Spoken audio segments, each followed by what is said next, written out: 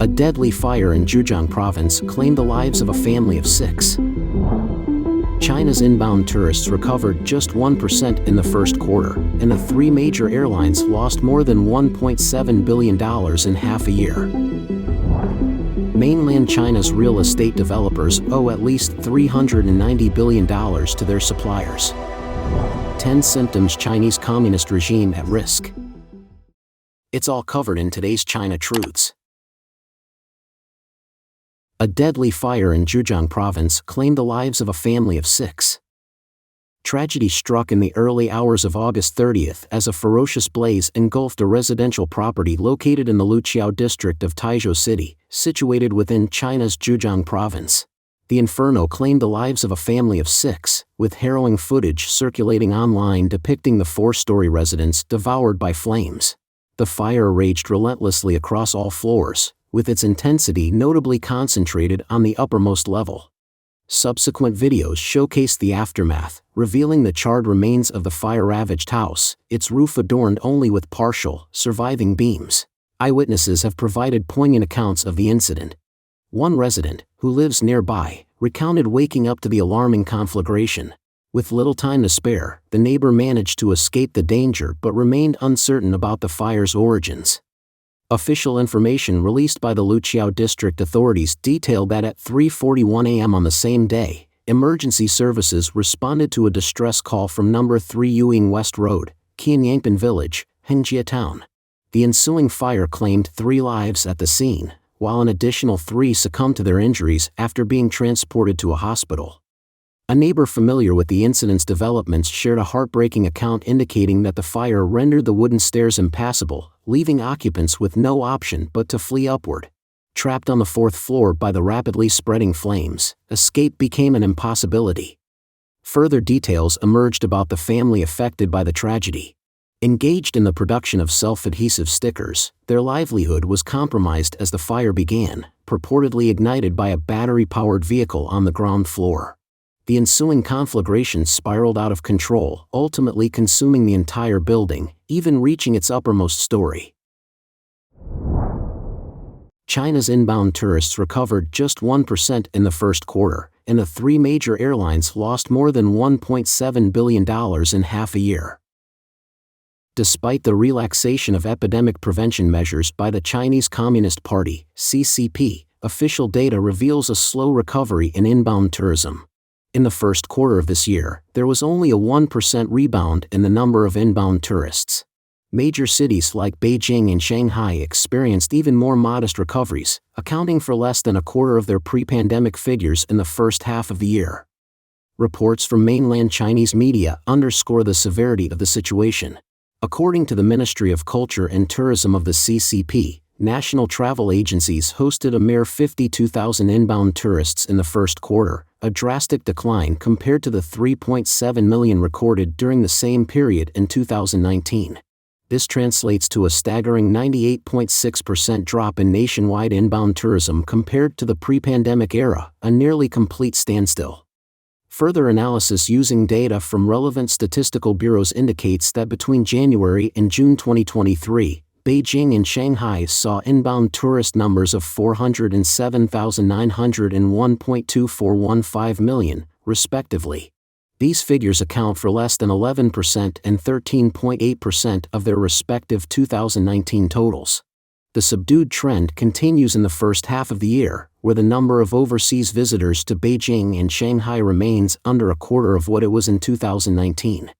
Overall, the cumulative entry and exit count for the first half of the year reached 168 million individuals. This includes 80.276 million mainland residents, 74.9 million from Hong Kong, Macau, and Taiwan, and 8.438 million foreigners. The stark contrast with 2019 is evident, as the number of foreign entries and exits witnessed an alarming decline of nearly 83%. However, it's important to approach these statistics with a degree of skepticism due to the CCP's tendency to present an optimistic view. The actual scenario could potentially be even bleaker than reported. Social media has recently showcased videos of Shanghai and Beijing international airports with remarkably sparse crowds, showing near-empty immigration gates and visibly reduced air traffic on the tarmac. A video snapshot vividly depicts the current state of the international zone at Shanghai Pudong Airport. The scene is characterized by minimal foot traffic as border inspection lines remain vacant. Rows of shops are closed, with only a handful still open. However, these open stores struggle to attract customers. Leakage of a recent chat screenshot adds context, revealing a foreign-related travel agency owner in Beijing acknowledging the absence of any foreign tourist groups. As a result, the agency has entirely redirected its focus toward domestic travel. A veteran tour guide, reflecting on nearly 3 decades in the industry, starkly states, "This is the first time I've encountered such a sight, with not a single foreign tour group visiting."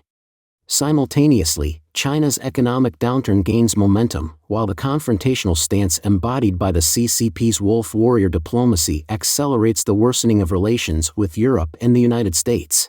The persistent decoupling of the Chinese and Western economies stands poised to directly impact China's trade sector.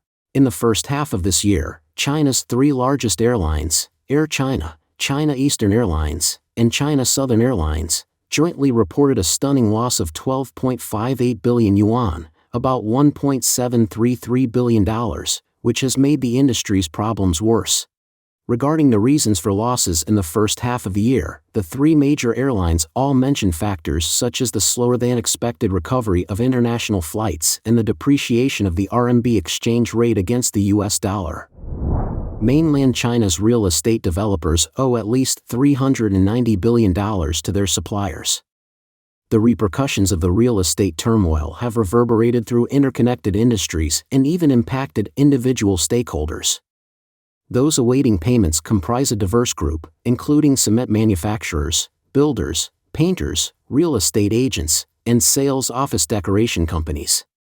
Research conducted by Gavkal Dragonomics indicates that the outstanding dues to these suppliers stand at a minimum of $390 billion, although this figure is deemed cautious and the actual outstanding amount could be greater.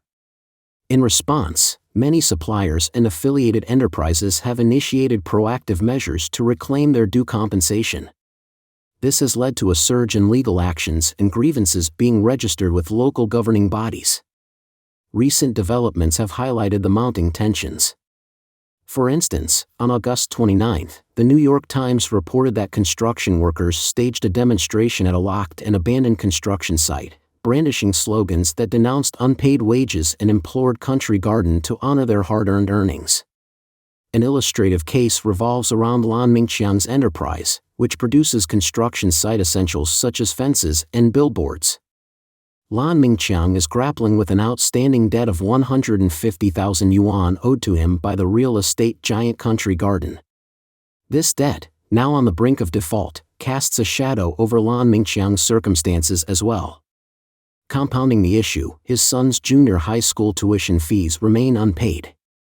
Struggling to cope, Lan Mingqiang recently made the difficult decision to shutter his business and relocate from his hometown of Chongqing to Zhengzhou, where he now ekes out living vending snacks. Guangdong-based real estate agent Liu Yaonan remains skeptical about receiving compensation from Country Garden. In the previous year, he encountered a significant setback, only obtaining 75% of his usual commission. This left him owing an amount close to 56,000 yuan. His repeated attempts to seek resolution through Country Garden's complaint hotline proved futile, as the responses received merely entailed noting down his grievances. Liu Yaonan contends that the prevailing hierarchy of debt repayment in the real estate landscape is inherently unfair to intermediaries. When a real estate developer faces financial upheaval, the initial focus tends to be safeguarding the interests of property buyers, leaving other stakeholders like material suppliers, agents, and engineering firms in the lurch. Liao Hongmei, who initiated a venture a decade ago providing marketing and decoration services for Evergrande sales offices in Jiangsu, is emblematic of this plight. Following Evergrande's debacle, a staggering sum of 4.9 million yuan remained unpaid to her, leading to protracted legal battles in pursuit of recompense. Many fellow professionals who embarked on similar legal avenues ultimately capitulated. Although Liao Hongmei achieved legal victory, the owed sum remains outstanding, illustrating the powerlessness of smaller entities like hers in such scenarios. Our input suppliers are effectively marginalized, she laments. On the social media platform Weibo, numerous construction workers have aired their grievances regarding unpaid wages. Some have shared snapshots of court documents from their lawsuits, while others exhibit records of their complaints lodged with local authorities. An overwhelming sentiment of despondency and disillusionment prevails. The dire straits faced by Country Garden triggered substantial media coverage, with the Wall Street Journal and the Hong Kong Economic Times reporting in early August that the worst phase for mainland real estate may still be looming.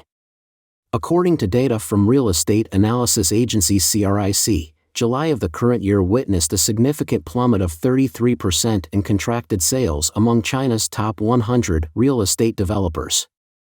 Country Garden's figures were even more staggering, with a 60% decline in the same period. 10 symptoms Chinese Communist regime at risk. Recently, international media have been talking about the imminent demise of the Chinese Communist Party. This year, there are more and more similar comments that the regime is facing a crisis of collapse.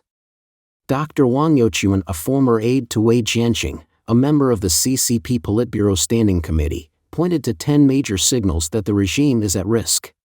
First, China's economy is on the verge of collapse. Entering 2023, after ending 3 years of extreme zero-COVID policy, many people believe that the Chinese economy may have a major recovery and improvement. However, it backfired. From Evergrande to Country Garden, Zhongji Group, and Sino-Ocean Group, one after another, has fallen down due to their debt crisis. The troika of investment, consumption and import and export in China has almost completely stalled. Stock market, foreign exchange market, and property market, all these markets have declined. Household debts, local debts, and corporate debts have piled up. The wealth gap between the rich and the poor is intensifying. In addition, people can't afford to have children, see doctors, and cater to the elderly. The government's official data released in July showed that the Chinese economy was in an all-round decline.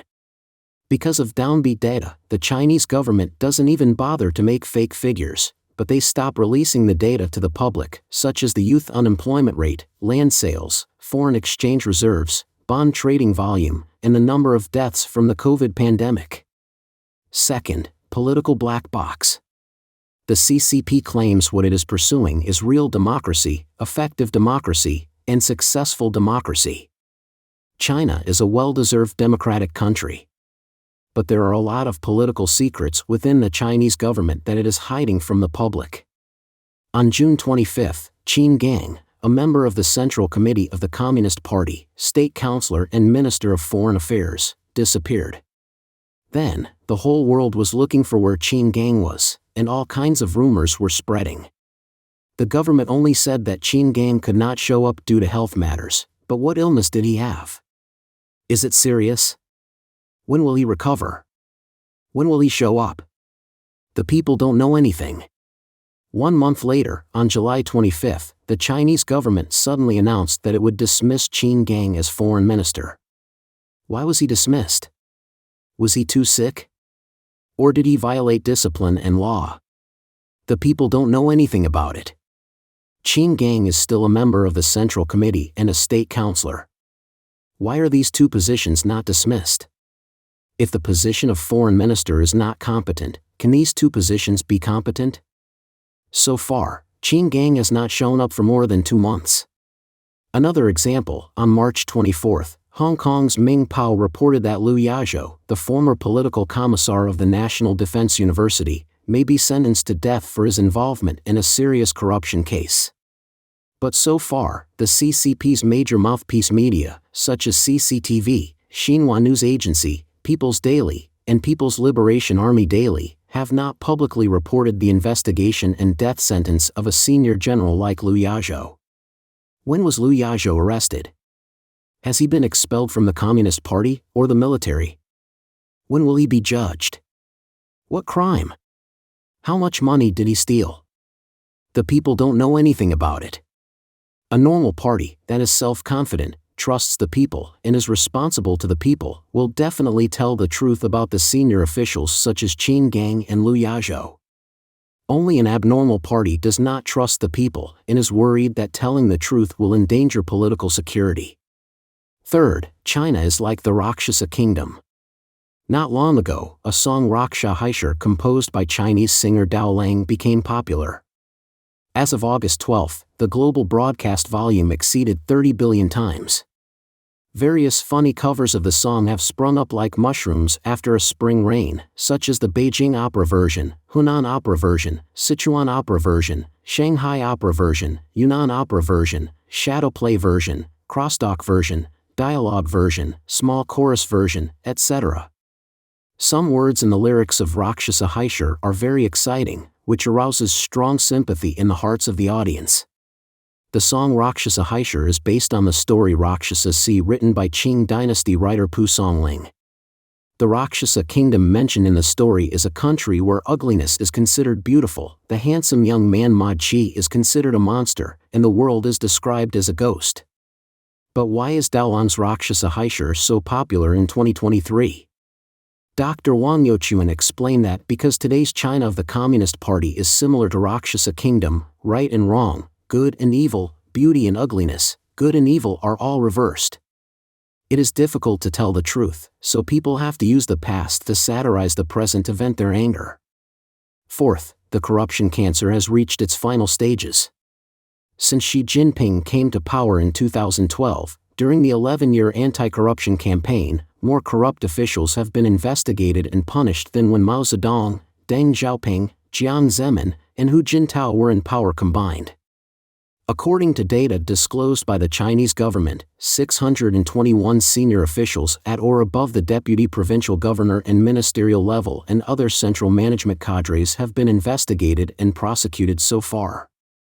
She has investigated more than 170 generals, more than the total number of generals who have fallen in civil wars, foreign wars, and the Cultural Revolution since the founding of the Chinese Communist Party in 1927. They include Su Kaiho and Guo Buxiong, former members of the Political Bureau, Fang Fenghui, former Chief of Staff of the Joint Staff Department of the Central Military Commission, Zhang Yang, former Director of the Political Work Department of the Central Military Commission, Wang Jianping, former Commander of the Armed Police Force, Tian Xiuxi, former Political Commissar of the Air Force, and others.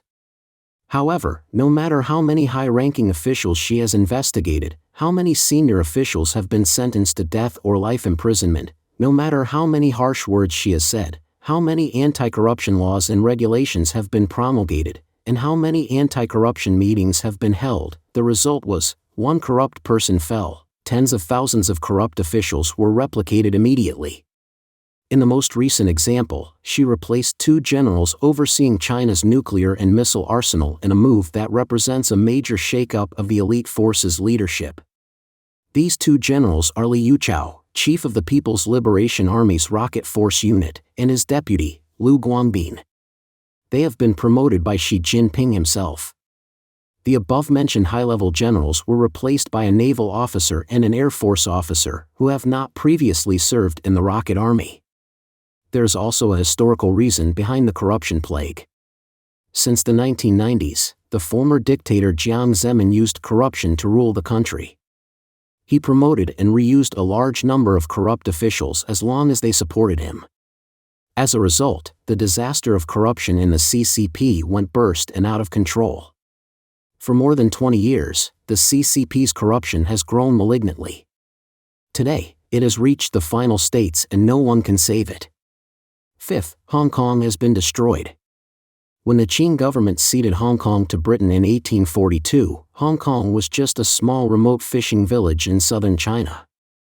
After 155 years of British rule, Hong Kong has become the 3rd largest financial center in the world, and one of the 4 Asian tigers.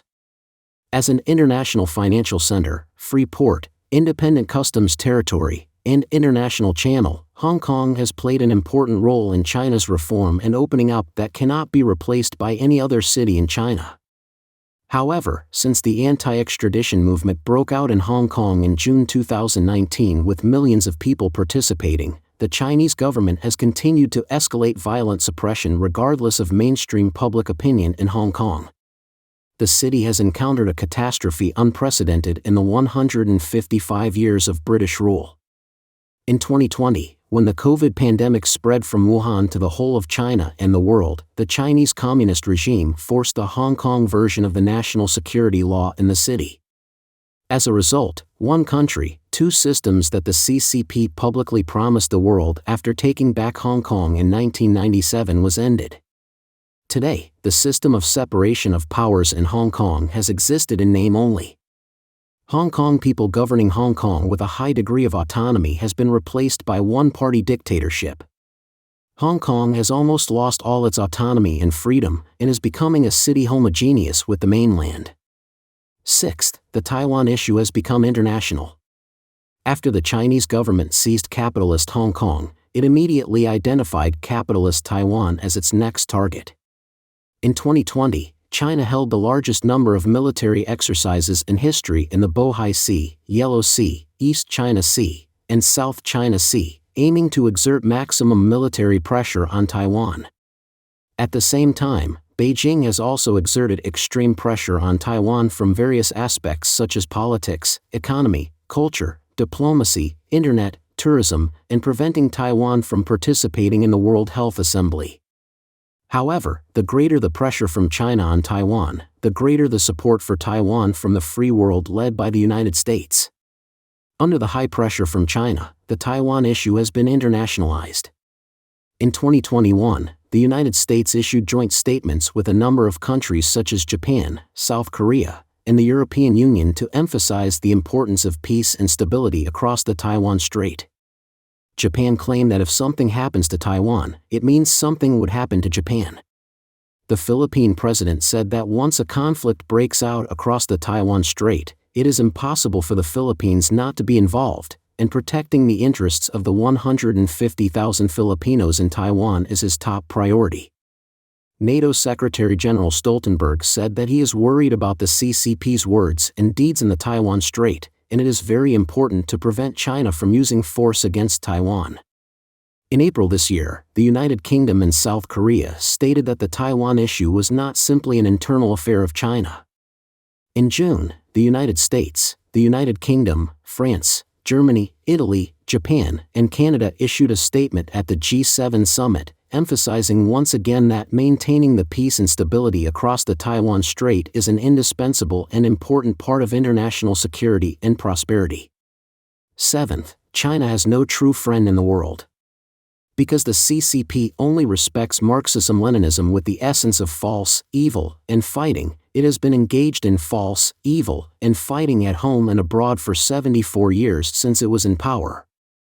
Up to now, the CCP-led China has no real friends in the free world. In recent years, although the free world led by the United States has not explicitly decoupled from China, it has been de-risking from Beijing. In fact, it is decoupling from China in key areas. China is increasingly isolated internationally. In 2023, China is excluded from a series of major international affairs. For example, it is excluded from the G7+9 summit, from the Indo-Pacific Economic Framework, from the Indo-Pacific Ministerial Forum, from the Second Global Democracy Summit, from the Voices of the Global South Summit, from the US-led CHIP Alliance, and excluded from the Asian Clearing Union, ACU, etc. Xi Jinping once said that Russian President Vladimir Putin is my best intimate friend. But Russia and China have been different bedfellows. For example, in May, Xi sent Special Envoy Li Hui to visit Ukraine, Poland, France, Germany, the EU headquarters and Russia to promote Russian-Ukrainian peace talks. However, during Li Hui's journey, Russia continued its missile attacks on Ukraine and showed no intention of truce or peace talks. After Li Hui visited Moscow, Putin refused to see Li Hui. Eighth, China's imaginary enemies exist all over the world. The Chinese leaders have long since formed a fixed mindset: those who are wrong are others, and the CCP is always right. When something goes wrong, it always blames external factors. But who are these external factors? It is what the CCP calls hostile forces at home and abroad. The United States, which has helped the Chinese people the most in history, is considered the #1 foreign hostile force. Not only the US, other countries can be viewed as hostile forces, including Japan. On August 24, Japan's Fukushima Daiichi nuclear power plant started to discharge nuclear wastewater into its sea. The action had been approved by the International Atomic Energy Agency, which has issued a comprehensive safety review report on Fukushima. According to the report, the Atomic Energy Agency determined that Fukushima's treated wastewater water complies with international safety standards. However, the Chinese government ignored all those, and only wanted to use this incident to transfer the Chinese people's resentment against the CCP to the Japanese. The action set off another anti-Japanese wave. But statistics from the China Nuclear Energy Industry Association show that the tritium content of wastewater discharged into the sea by China's 13 nuclear power plants in 2021 exceeds the planned discharge by Fukushima in 1 year. In the Zhejiang Province nuclear power plant alone, its amount of tritium discharged in 2021 reached 218 trillion becquerels, which is about 10 times higher than the maximum amount of tritium discharged by Fukushima in 1 year. Despite that, China's Ministry of Commerce, Ministry of Foreign Affairs, and Ministry of Ecology and Environment expressed strong condemnation against Japan. The Chinese Customs Agency announced a complete suspension of the import of aquatic products originating from Japan. The Chinese state media and social platforms have unanimously condemned Japan. Anti-Japanese actions have taken place in many areas. But by doing so, the CCP shoots itself in the foot. First, it will further worsen relations with Japan. Second, it will arouse the resentment of other countries. Third, it will arouse the resentment of the Chinese people who understand the truth. According to Dr. Wang Myochuan, the CCP treats Japan as an imaginary enemy and uses lies to create it. But it is both self-deception and deception, and completely nonsense. Ninth, public grievances are boiling and the people are awakening.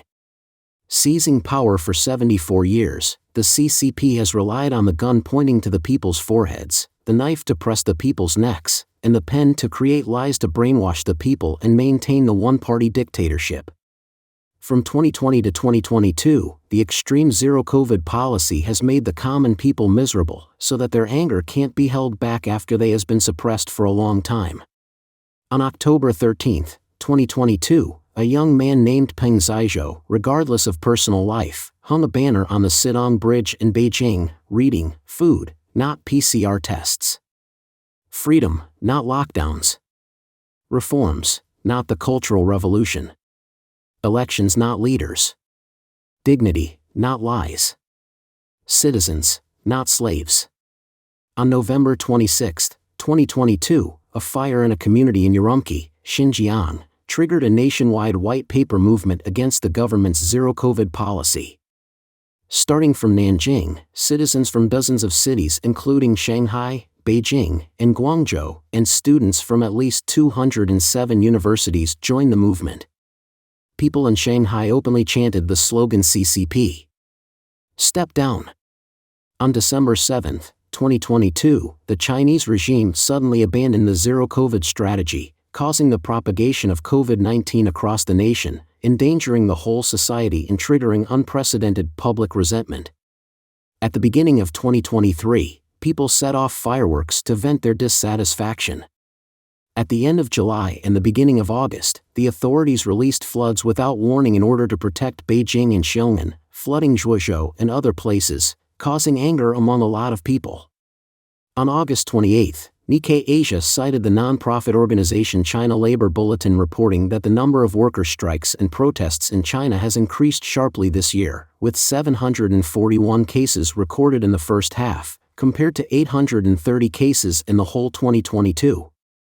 This reflects another great mass awakening movement since the collapse of the communist parties in the Soviet Union and Eastern Europe in the late 1980s and early 1990s.